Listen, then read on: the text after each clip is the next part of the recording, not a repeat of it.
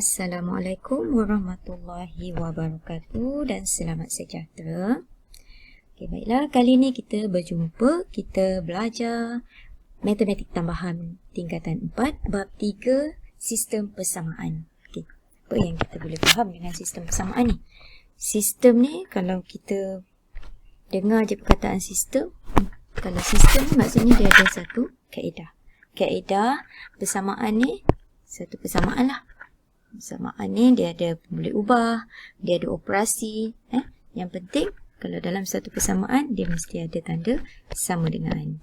Dia ada pemboleh ubah X, dia boleh ada pemboleh ubah Y. Kemudian dia ada operasi. Katalah operasi dia tambah sama dengan, mesti ada tanda sama dengan, katalah 5. Okey. Jadi untuk matematik tambahan tingkatan 4 ni, kita akan tengok sistem persamaan dalam 3 pemboleh ubah. Jadi sebelum ni kita dah belajar dalam 2 pemboleh ubah X, Y, A, B, MN. Jadi kali ni kita tambah lagi satu pemboleh ubah. Katalah Z. Jadi ada 3 pemboleh ubah. Biasanya dalam matematik ni kita akan simbolkan dia dengan satu huruf ataupun dengan satu simbol. X tambah Y tambah Z sama dengan 5. Contohlah. Ni contoh. Jadi, kalau rujuk buku teks matematik tambahan tingkatan 4 pada muka surat 69 tu dia ada maklumkan salah satu kaedah yang digunakan oleh ahli matematik untuk menyelesaikan sistem persamaan ialah dengan kaedah penghapusan Gauss. Jadi, Gauss ni dia seorang ahli matematik lah, Gaussian elimination. Kaedah dia kaedah penghapusan. Dia seorang ahli matematik Jerman. Jumpa satu kaedah dengan menggunakan kaedah yang ini ni. Ini kaedah. Ini kaedah yang dia jumpa, kaedah penghapusan. Sebenarnya ada banyak kaedah lah untuk selesaikan persamaan. Kalau kita dah tengok, sebenarnya kita dah belajar tingkatan 1 kaedah penghapusan. Cuma semasa tingkatan 1 tu kita hanya fokus pada persamaan linear 2 pemboleh ubah. Dan lagi satu kaedah penggantian. Kaedah dia sama je, cumanya yang ini dia tambah satu lagi pemboleh ubah, jadinya dia tambah sikit lah langkah. Okey. Baiklah, kita sambung standard kandungan 3.1 sistem persamaan linear dalam 3 pemboleh ubah. Kita tengok satu senario. Satu senario yang mana satu kafe ni dia ada jual air oren, dia ada jual kentang goreng dan dia ada jual burger. Jadi dia tawarkan package. Dia tawarkan package. Ada 3 package yang dia tawarkan. Package A, package B dan package C. Okey, jadi package yang ditawarkan, dalam package tu biasanya dia tak ada bagi tahu harga. Dia tawarkan berapa banyak berapa cawan air oren yang kita boleh beli, berapa banyak kentang dan berapa banyak burger yang kita beli. Okey, katalah saya simbolkan air oren ni kita tak tahu harga dia sebagai X, kentang ni saya simbolkan dia sebagai Y dan burger ni saya simbolkan dia sebagai Z. Jadi package pertama, kafe tu tawarkan beli satu cawan air oren X, beli satu bekas kentang tambah Y dan beli satu burger, harga dia ialah RM10. Ini package pertama. Okey, kemudian package kedua untuk 2 orang lah konon dia. 2 cawan oren, kemudian 2 bekas kentang dan 2 biji burger, harga dia ialah RM25. Contoh Kemudian saya gerakkan ni macam bergerak ni.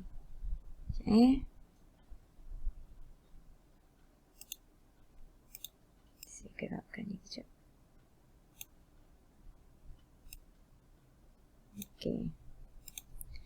Okey. Kemudian package yang ketiga, katalah dia tawarkan 5 cawan oren, 5X. Kemudian dia tawarkan 3 bekas kentang, 3Y dan 3 biji burger, 3Z sama dengan 37.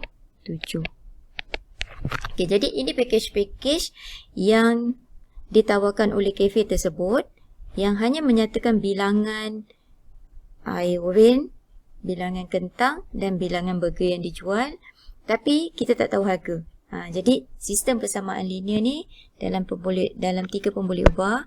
Jadi kita nak selesaikan ketiga-tiga persamaan ni. Kita nak tahu harga iron satu cawan berapa, harga kentang satu bekas tu berapa, dan berapa harga sebiji burger.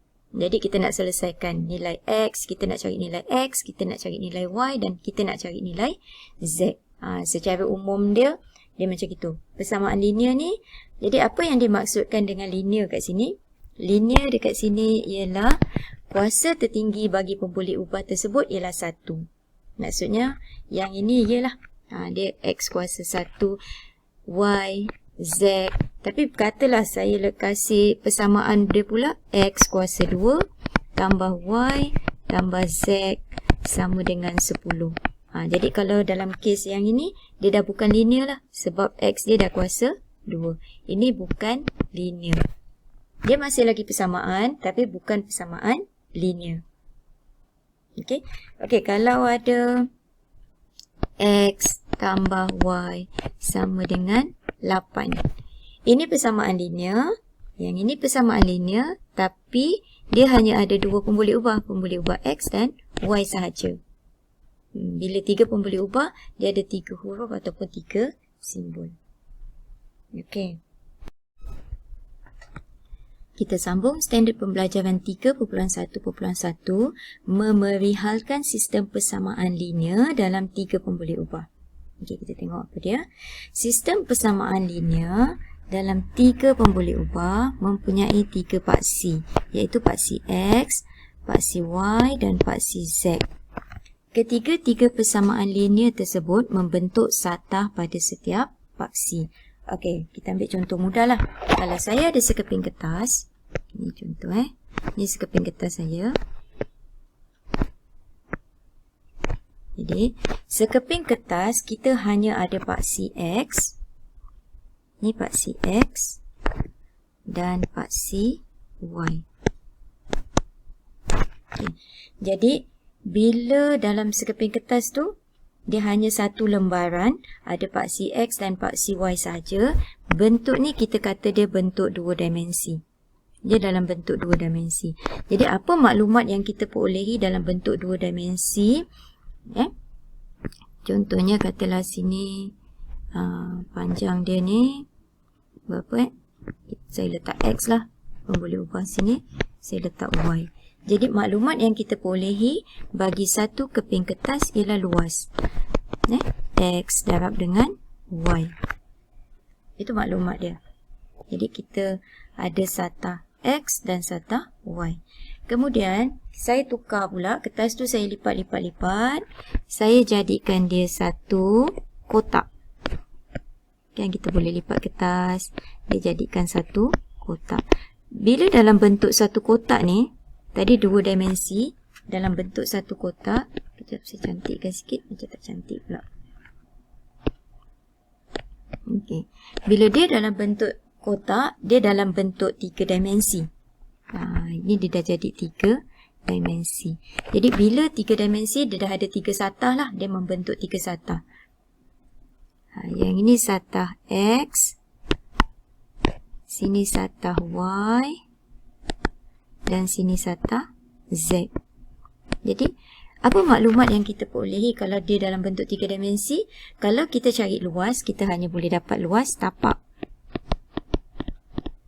X darab Y tu luas tapak. Jadi, kalau saya darab dengan tinggi, saya dapat isi padu.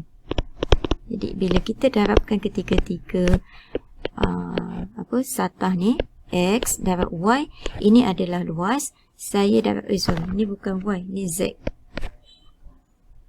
Ini adalah Z.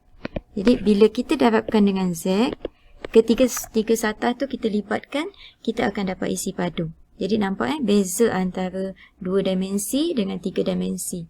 3 dimensi ni dia dah ada isi padu. Kalau 2 dimensi, dia hanya ada luas. Okey. Kita tengok contoh. Bentukkan persamaan linear dalam 3 pemboleh ubah bagi penyataan berikut. Aiman membeli 3 helai seluar. Ada seluar, dia beli. Cun jugalah saya lukis seluar. 3 helai seluar. Okey. Dia beli 2 helai baju. Cun jugalah bajunya.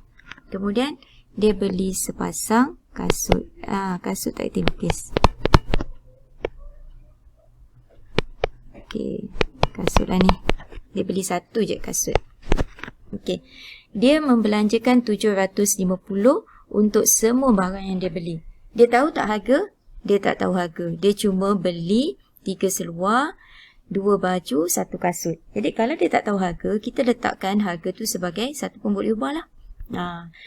Harga seluar berapa? Tak tahu. Kita letakkan X. Harga baju berapa? Tak tahu. Kita letakkan Y. Harga kasut berapa? Tak tahu. Kita letakkan Z.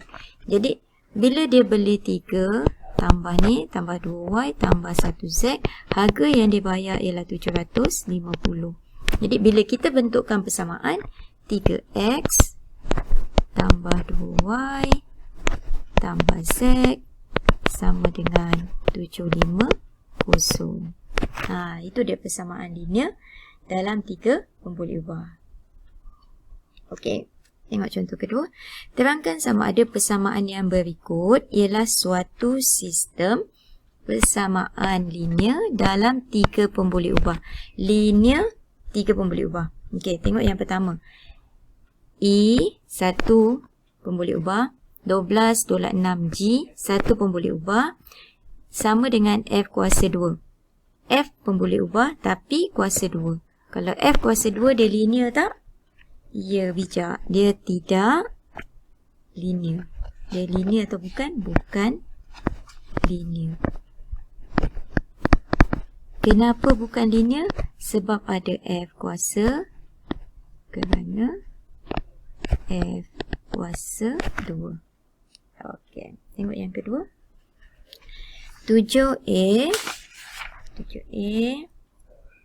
pemboleh ubah pertama tolak C pemboleh ubah kedua sama dengan 6B pemboleh ubah ketiga. Okey, semua linear. Okey. Yang kedua 3 tolak 4C 1 sama dengan 10A tambah B. Okey, lulus. 3 pemboleh ubah dan 3 linear. Yang ketiga A tambah 3B sama dengan 2 darab C tambah B, juga linear. Jadi yang ini ia linear. Okey, sekarang saya tanya. Kalau saya ada persamaan, ni soalan ni soalan cepu mas. Kalau saya ada 6 per A tambah 3B sama dengan 2 darab C tambah B. Okey, adakah dia linear? Okey, jawab dari komen. Bye. Moga bermanfaat.